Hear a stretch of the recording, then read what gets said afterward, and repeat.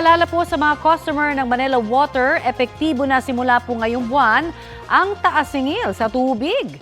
Kasunod po yan ng pag-aproba sa mungkahing 4 centavos per cubic meter na dagdag sa foreign currency differential adjustment ng Manila Water. Kaya para sa mga customer, kung 10 cubic meters ang kinukonsumo ninyo kada buwan, may dagdag po yan na 21 centavos sa monthly bill ninyo. 45 centavos naman ang dagdag kung 20 cubic meters ang inyong konsumo, habang 90 centavos kung 30 cubic meters.